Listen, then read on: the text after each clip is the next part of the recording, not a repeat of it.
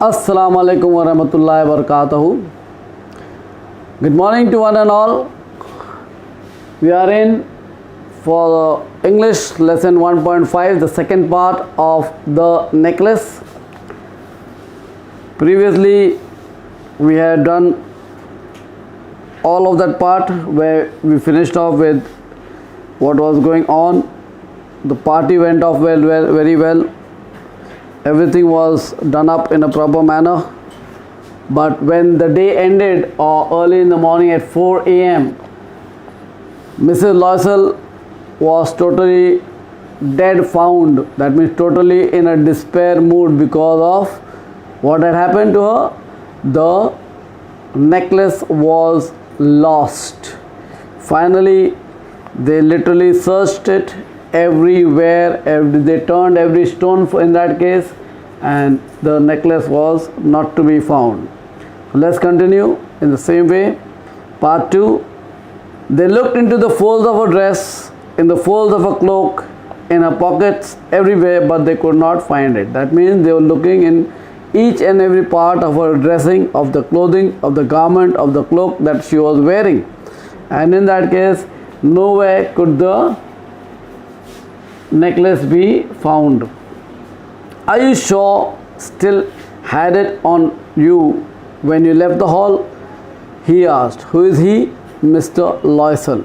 Mr. George Rompos Loisel has asked his better half, that means Mathilde, Madam Mathilde, that did you have it on your body when you left the party?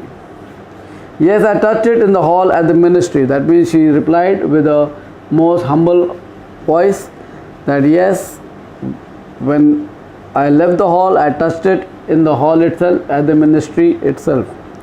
But if we had lost it in the street, we would have heard it fall. It must be in the cab. That means they are just making assumptions, they are just assuming things that this may have happened to the necklace. What may have happened? That if the necklace has fallen down, obviously it will make some sound, it will make some part of chime or clinking or clanking voice sound coming from the chain itself falling down, and because of that they will find that the chain has fallen down from the body. But if it has fallen down in the cab or in the taxi out there, obviously the taxi has a soft Dunlop seat where you will not hear anything fall out there. So they probably thought it might be in the taxi. Immediately the sound, or they start reviving themselves, they're recalling themselves. Yes, that's probably it. Did you take his number?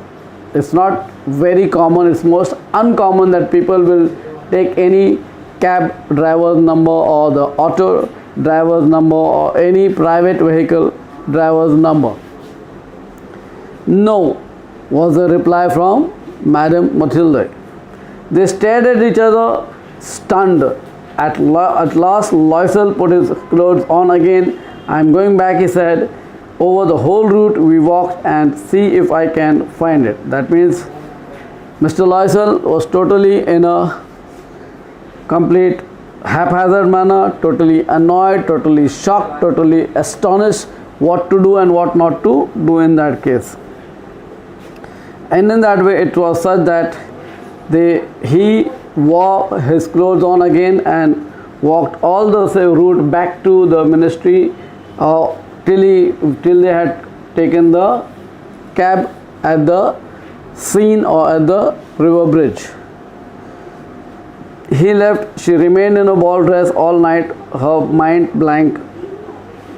Her husband returned at about 7 o'clock. He had found nothing. That means he left immediately.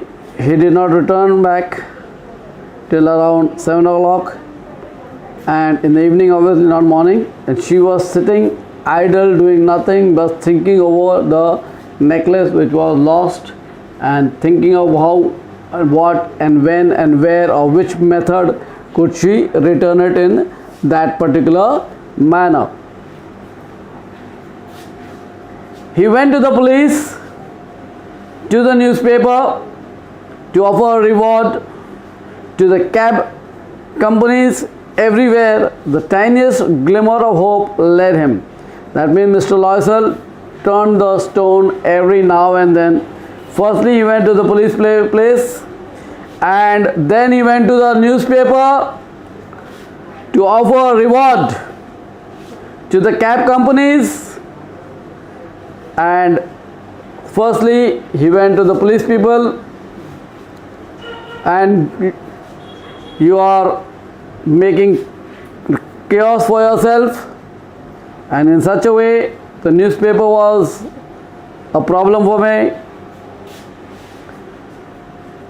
She waited all day in despair at this frightful disaster. That means Mrs. Loisel was in the same dress the whole day, and Mr. Loisel totally exhausted, totally fatigued, totally frightened, totally lost in everything, and couldn't do anything at all.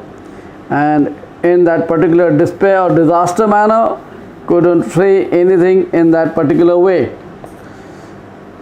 Loisel returned in the evening, a hollow, pale figure. He had found nothing.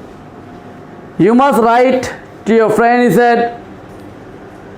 Tell her you have broken the clasp of her necklace and that you are having it mended. It will give us time to look some more. That means Mr. Loisel was dictating a note to Mrs. Loisel, and they wanted to check out the necklace is lost, and obviously you have. She wrote as he dictated. Dictated means said. Now Mr. Loisel is dictating a letter to Mrs. Loisel to write it down to Mrs. Forrester, who the person she had borrowed the necklace from. Obviously they have to declare that the necklace has been lost, but they cannot tell it directly because it may be very, very expensive, or it may have just been an imitation. But Mr. Loisel being a honest person, Mrs. Loisel being a person who is of extravagant type or of very lavish nature, but this person who is a clerk, who is working as a minor official at the ministry, obviously has to think over, turn over stones to collect everything now and then.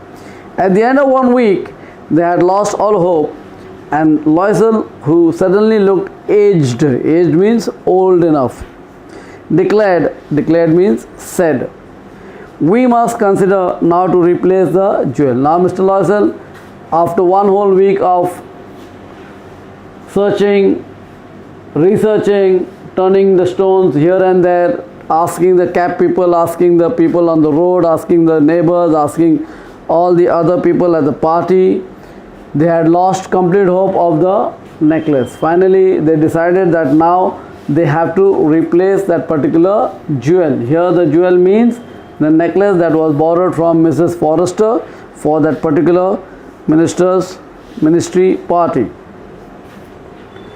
And so they went from jeweler to jeweler looking for a necklace like the one, consulting their memories, both sick with grief and anguish. The meaning of grief with anguish is given, not that no, but I'll explain it to you in a better manner so that you get it in a better way. Sick means sad or physically under a mental stress. Grief means sadness, sorrow. Then anguish comes with pain and suffering.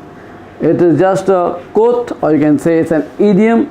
Sick with grief and anguish. Sick again means physically you are and mentally you are not feeling well. Grief means sad and sorrowful. Anguish means pain and suffering.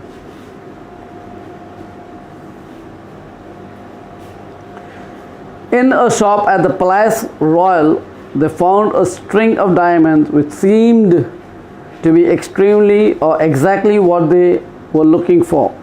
It was worth 40,000 francs. Francs is the currency of the country of France. That means the necklace at a particular jeweler shop named as Palais Royal. Palais, obviously palatial means palace work. It cost 40,000 francs, which was not a small figure for this small minor clerk at the ministry. They could have it for 36,000. That means the shopkeeper said the actual cost of that particular necklace is 40,000 francs, but the shopkeeper was willing to give that same necklace for 36,000 francs. Obviously, franc is the currency of France. Like we Indians have the currency as rupees and paise, France has the country has the currency of francs, and so in that case. Any questions, any queries, any doubt, any meaning, any word, any line you have not understood, you are most welcome to ask me as and when. You can talk to me, you can chat with me 24/7. I'm available. So please do as you are told and don't use your own will and own way. You can refer to your mobile. You have to be netizens. I've always told you that you must become netizens. That means people who use the net always are called netizens in that way.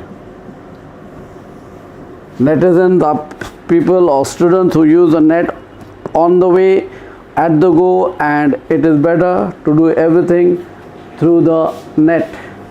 This is your page number 22 completed, part 2, page number 22 completed. Thank you. Jazakallah.